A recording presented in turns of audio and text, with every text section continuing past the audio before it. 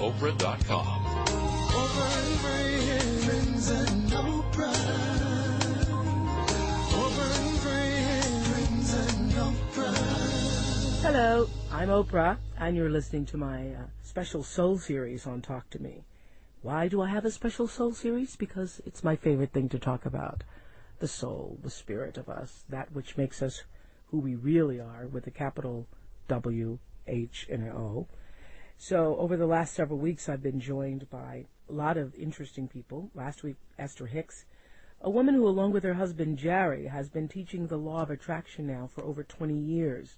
And I think their grasp of some of the applications of the universal law, this universal law of attraction, are really unparalleled, or certainly equal to people who've been studying and practicing it for a very long time. A lot of the consciousness in our country has just been awakened recently by the movie The Secret and also the book The Secret. And so a lot of people are coming to this idea that you have control over your life, you have control over your thoughts, and that your thoughts create your reality. Some people are just now waking up to that. It's so exciting when you do. So on last week's show, we really only had an opportunity to skim the surface of how do you begin to apply this law of attraction in our lives. I must say, I said this on my television show recently, that I was awakened to this way of thinking about life and understanding that there's no such thing as accidents, and that there's more to my life than what it appeared to be in its own physical realm. I've shared this story many times before on my show, and even on XM 156 about the color purple, about how I'd wanted to be in the color purple more than anything in my life. This was back in 1985. And I'd read the book and really wanted to be a part of it, but didn't know anybody in the movie business, and read the book and showed it to everybody I knew and passed it out to all my friends and really became obsessed with it, attracting to me all things purple. And so one day somebody calls me up after I moved to Chicago. I used to walk across the Wacker Street Bridge and hand the book out to people because I just loved that story. One day I was walking across the bridge and said to somebody, "Have you read The Color Purple?" And they said, "No, but I hear they're doing a movie about it." I'm like, "Oh my goodness, they're doing a movie. Who's they?" And started to think to myself and attract to myself. Now, that's the language I'll use to say it, but I used to say I drew this in. Long before The Secret, I'd say I drew the color purple into myself. I knew that that's how that happened. I don't think there was another person on earth who wanted to be a part of that movie more than I did. And the energy, the vibration, the intensity, the vibe, whichever word you want to use for it, is what attracted me to being in Chicago at the same moment that Quincy Jones was in Chicago. And he saw me and said, "That's Sophia." I was on a show called AM Chicago. In the process of attracting that to myself, I'd never really thought that I would be in the movie. I just thought I'd be on the set, on around, carrying the water or holding the script for whomever. I never even dared to dream that big. And many months later, after I had realized that I didn't think it was actually going to happen, because I wanted it, but I couldn't really believe that I could really have it, and then I believed I could have it. And then I called up the casting agent, Reuben Cannon, who's now a friend of mine, and I said, "I'm so surprised I haven't been called for this movie, because I auditioned and there's so many signs that I'm supposed to have this movie. The character I auditioned with, his name is Harpo, and my name's Oprah, and that's Harpo spelled backwards, and blah, blah, blah." And Reuben said to me, "You don't call us, we call you." It was very hurtful at the time. He denies saying that, but if you're ever told, "You don't call us, we call you," you never forget it. I was so hurt, and I thought it was because I was fat. I thought finally the fat had caught up with me, and I went to this fat farm, health farm, retreat, health, whatever you want to call it, spa up in Wisconsin, and I was praying and running around the track, asking God to help me let it go, because now it's been 1, 2, 3, 4, 5 months, and all I'm thinking about is the color purple, color purple, color purple. So obsessed about it. In the moment of prayer, I was singing "I Surrender All," running around the track and crying to release it to a power greater than myself. And in the moment that I released it, a woman comes running out saying, "There's a phone call for you." And the phone call was to be in California the next day to prepare with the rest of the cast for The Color Purple. And what I realized in that moment is that it was the moment of releasing, the moment of not fighting against it, not doubting it, and not fighting it, just letting it be. In that moment of surrender is when all things came together for me, for The Color Purple. And I understood that it was an energy, that it was a vibration. And I used the word vibration at the time to describe it, and people thought I was crazy. but I knew that it was something really huge. I've often said the color purple changed my life, and that's really what I mean when I say the color purple changed my life, because it changed the way I thought about my life forever. After that, wanting something just out of the blue, some people would say it came, but really out of the universe, it was drawn to me. I know that is true, regardless of what anybody else feels about it. That's when I started thinking about my life in a very different way. I started thinking about the thoughts that I had and how I used those thoughts to move myself forward. That's why I'm so very excited now that people are talking about it in terms of something tangible that we're calling the law of attraction. I'm excited about it because I've lived my life this way since 1985, and it is a great deal of the reason why I am where I am, because I make those choices based upon following my intuition, my instinct, my conscious knowing of what is right for me. The reason I have the studio that I have. One of my lawyers at the time said, "Do you want your own studio?" I didn't even know, what does that mean? I'd been at Steven Spielberg's studio, and I thought, well, I sure did like the way they had those Dove bars in the refrigerator. I sure did like the way they had popcorn for free all the time, and any time you wanted something to eat, you could just walk in the refrigerator. So, yeah, I think I want my own studio, too. That's about as much thought as I've given to it. I have attracted to myself this body of people, and I always say this to the people who work with me and around me and for me, that we are all here for a mission greater than we know. Almost everybody here, I would say. Maybe there are a few disgruntled people, but I'd say practically everybody who works with me on any level, XM radio, the magazine, the television show, everybody knows that it's for a mission greater than TV. It's for a mission greater than radio. It's a mission greater than just entertaining or talking to people. For me, it is an expression of my calling here on earth to be able to uplift, enlighten, encourage, entertain, as well as inspire. So I'm really happy to have as our guest today a man who also had read Esther and Jerry Hicks. I've invited Michael Losier to the show. He's written a how-to reference guide that's really, really, really easy to read, easy to understand, and I think offers really practical tools and exercises to help attract that which you want, and just as importantly, stop attracting that which you don't. In your book, Law of Attraction, hello, Michael. Hello, Oprah. Nice to talk to you. Thank you. In that book, Law of Attraction, the science of attracting more of what you want and less of what you don't, you acknowledge that it was based on the teachings of Esther and Jerry Hicks, that you really got it. How long had you been studying their work before you actually got it? Well, since 1991, when I was in my early 30s, I was introduced to lots of different spiritual teachings and energy-based teachings. And, you know, I had a little reference here about Law of Attraction and a little paragraph here. And then in 1996, I saw Esther and Abraham at work in Seattle. And on the way home from Seattle, because I live on an island in Canada, I decided that this is something I really wanted to get a hold of. And I started having groups at my home on Sundays, and before I knew it, I was having 30 and 40 people that were all very excited about this information that was so hard to get a hold of. But I know that Esther has done an awesome job really getting it out to the masses. And what was the information that everybody was so excited about? Well, the part that I was excited about and people were excited about was the understanding about why kind, loving, and generous people would attract negative things. When we attract great things, boy, can we ever own that. We love to brag about, oh, I attracted this and I got this parking space and life is good to me. Yep. But when the not so good stuff showed up, we never understood it. And we say, well, why would the universe do this to me? And that was my understanding about how Law of Attraction worked. And that was the big gift I got from Esther, that Law of Attraction is obedient and it'll respond to the vibration that we're always sending, whether negative or positive. And that is what I think a lot of people confuse with what I'm consciously thinking or what I consciously want, as opposed to the vibration. Can you explain that? That it's not so much about what you think, but about what you really, really, truly feel. That's right. You see, the words we use and the thoughts we think cause us to send a vibration. In other words, I could use words right now that would generate a negative vibration within others. So the thoughts that we have and the words that we use cause us to send a vibration. So when I'm talking about what I don't want and when I'm complaining about what I don't want, I'm sending a matching vibration to that. Yeah. Can I stop you for a moment? Did you see that exhibit? Can't remember the name, but it was pictures of water that was done by, I think, some Japanese. And it's Emoto? Yeah, it's pictures of water, and they place these pictures of water, and you say bad things to the water. Every day you come in and you say bad things to water, and then you say positive things to another thing of water. And they've taken the pictures of the water They freeze it and crystallize it and take the pictures, and you can see what happens to the texture of the water when it's had negative energy or vibration. That's right. Yeah, I saw that exhibit. Yes. I mean, it's true. We could stand beside somebody and pick up their negative vibes. You know, we use the word vibe in everyday language to describe moods or feelings, but the word vibe actually comes from a longer word, vibrations. And law of attraction is about vibrations. And there's only two kinds of vibrations that we can have, negative vibrations and positive vibrations. So and the whole universe is doing that all the time. That's right. It's responding to the vibration by matching the vibration.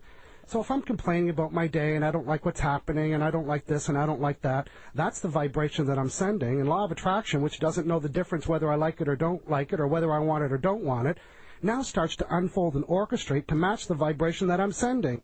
Okay, let's break this down for a moment. You've been able to walk into a room, and without saying anything or speaking to anybody in the room, you could feel the vibe in that room. True?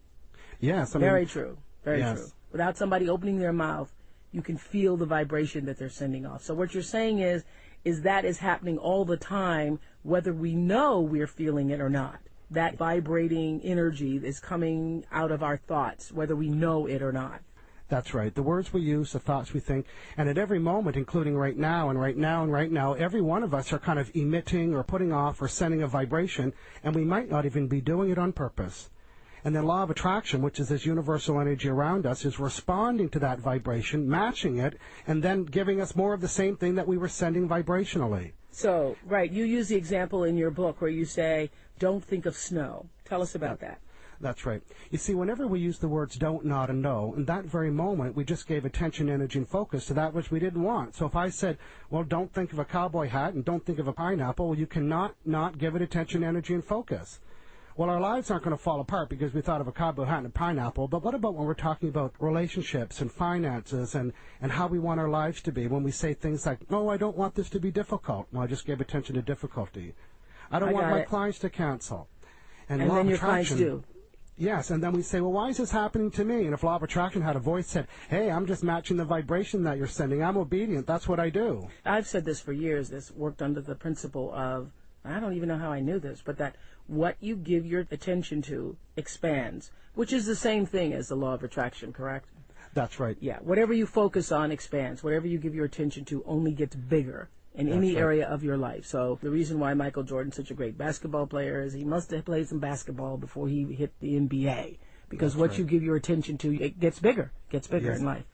And the same thing for negative things in your life, if that's what you're giving your attention to. Because, you know, I said this the other day on a show we were talking about, Michael. There are so many people who get divorced, but they're more married after they divorce than they were when they divorced because they spend so much energy being furious at their exes. Yes. Well, one of the things that I do is that I teach people how to change their vibration. In other words, if you're noticing that you're attracting negative things, by the mere virtue of the law of attraction meant you were sending a negative vibration. Because the results that you get are a result of the vibration that you send. And negative vibrations are always a result of giving attention to what you don't want. So I love this book. I love the Law of Attraction book by Michael Losier that you did. I thought it was great because it was so simple that even a child could understand it, and that it's broken down into specific exercise. So you say, ask yourself, what do you want? That's right. Well, here's what happens. For an example, if I say, don't forget, and I've trained my voice to say, so what do you want? So if I don't want to forget, what do I want? Remember. Now, I had fun teaching parents about this when they say, don't spill your milk, and I would say, what do you want? Well, keep your milk in your glass, and don't beat up your brother, and don't get your clothes dirty, and don't slam the door. You see, every time we say what we don't want, we just gave it attention, energy, and focus. And that attention, energy, and focus, I keep interrupting you so that we can really simplify it for people to get a good lesson here today. That energy, attention, and focus is what causes you to get what you don't want, because the universe is just vibrational frequency, and it's responding to that vibration. Yes. And then when we get what we say we didn't want, we say, hey, that's exactly what I didn't want. I've been telling people all week I didn't want that.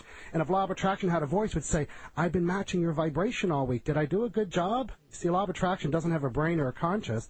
It just has one job, and it's to match vibrations. When we go from what we don't want to what we do want, the words change. And when the words change, the vibration changes, and now we're sending a newer vibration. That is why law of attraction is responding to it. Right. That's why many times where people are in conversation with you and they'll say things like, well, I'm not blaming you, but you know very well that they are, because the energy of the conversation is all about blame. I know. So you say, don't get mad, I'm not blaming, don't hesitate to call me, don't be fooled, don't worry, I don't want this to hurt, don't litter, don't smoke. I'm not judging, because anytime anybody says you, and when I read that, I thought of myself on TV. The many times I've said to people on air, well, I'm not holding you in judgment, and that's exactly what I'm doing when I say it. I'm saying it so that they won't think that I am, but I really am. There's one thing that's really cute that you do, Oprah, when you tell people, and don't be emailing me about that either. And I thought, oh, she's going to get a slew of emails over that one. Yep, you're absolutely Everybody's running to their computer, emailing Oprah because she said not to email them. You know what? I hadn't thought of that one that way before, but you're absolutely right, because every time I say that, I get more emails than I ever do. See, you're such a great attractor. Yeah, yes, I am. So you're saying the way to begin to get what you want. That's why I liked your book so much, because you break it down in easy steps for us. The way to get what you want, because most people don't know what they want. Aren't you surprised by that?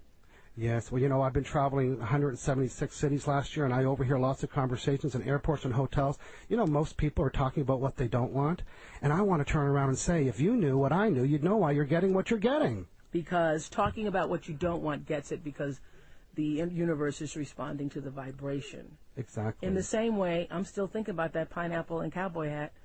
That I asked you not to think It about. asked me not to think about. Yes. Well, here's an example to help people really get it. If you go onto the internet and you type in no football, what shows up? Football. But you said no football. And for all those pet owners, all the dog owners, when they tell their dog, don't go get your leash, what does the dog hear? Leash. And the tail's wagging back and forth. So dogs don't hear don't, not, and no. The internet doesn't hear don't, not, and no. And our unconscious and conscious mind strips away the words don't, not, and no. And now we brought attention to that which we said we didn't want. Okay, let's go to money, since finances seems to be a major controlling factor in people's lives. They spend so much energy about it.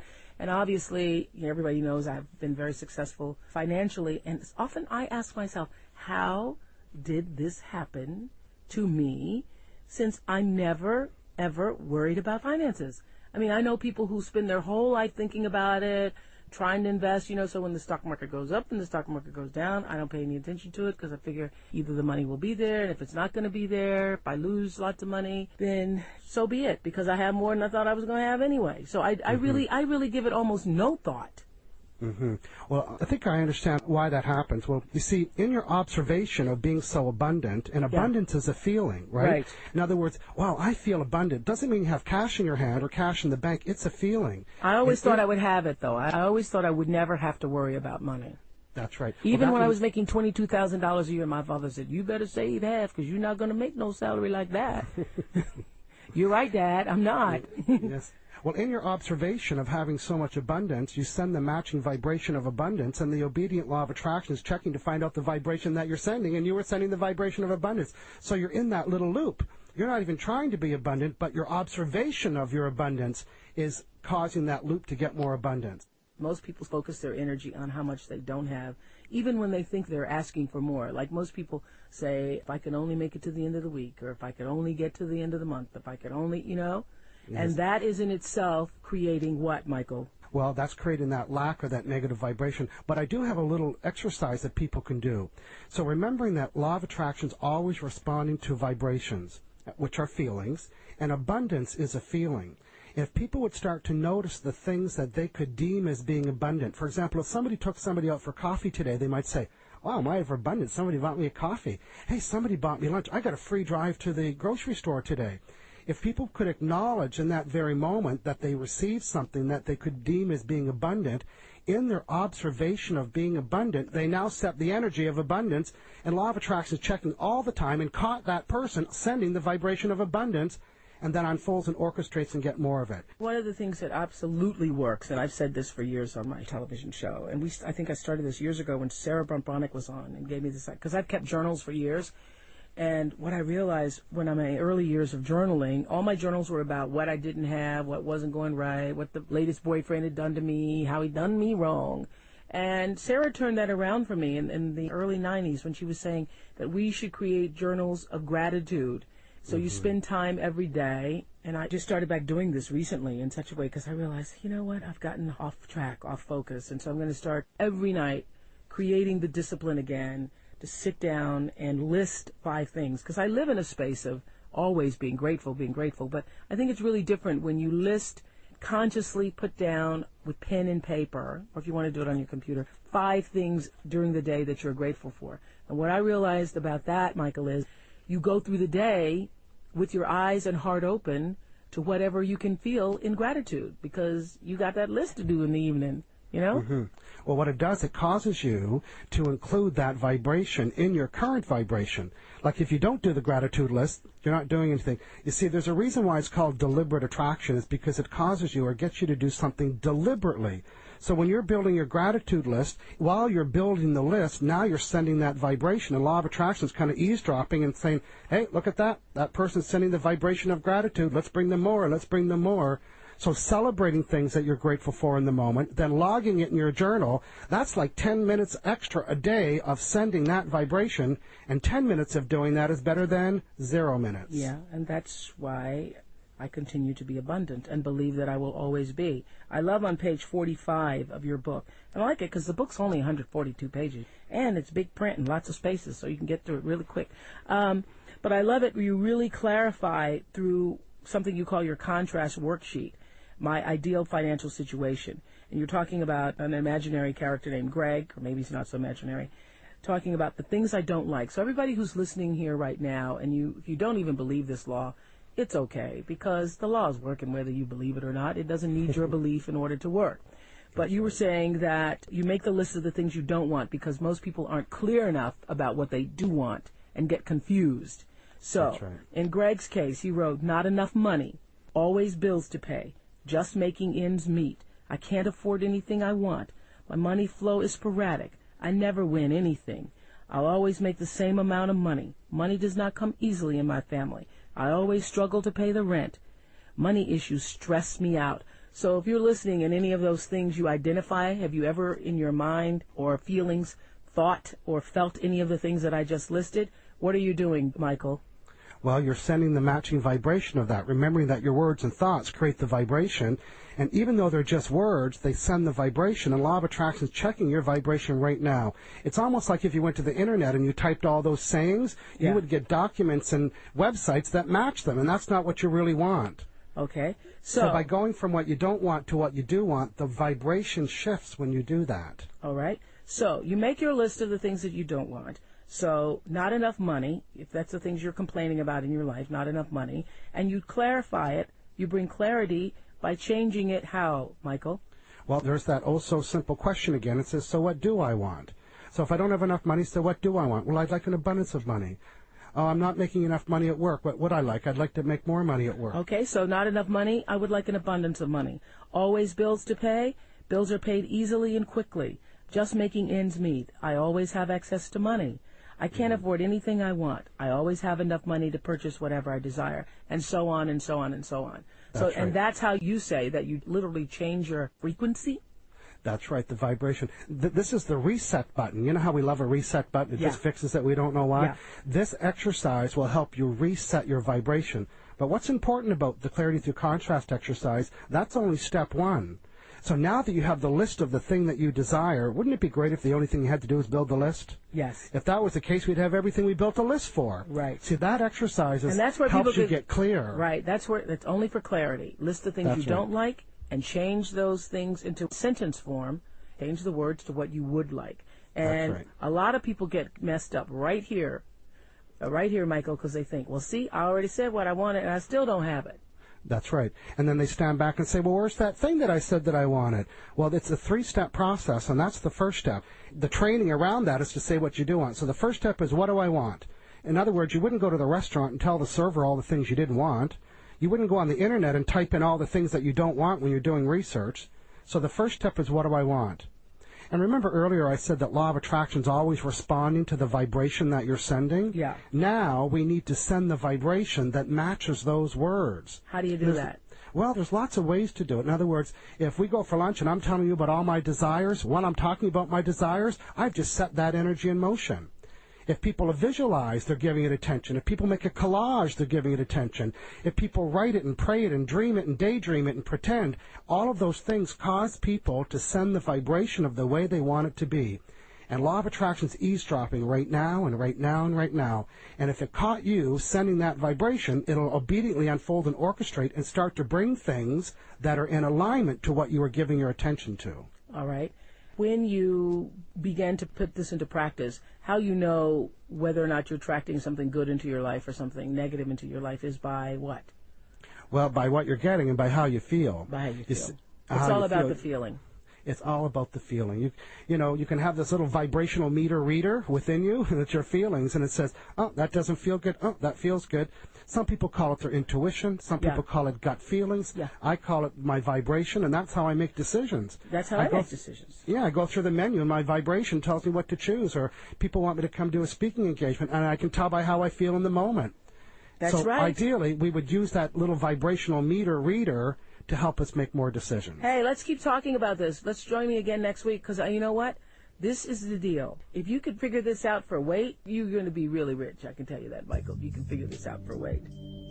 I'll see you next week, Michael. It's over. See you next week when we talk about how the law of attraction can get you healthier. Okay, awesome. Awesome. XM 156. I'm loving this Soul Series. I urge you to tune in again next week. Same time, same place, on your XM dial, channel 156, Oprah and Friends. Something amazing happened to me yesterday. I've never done this ever. The law of attraction is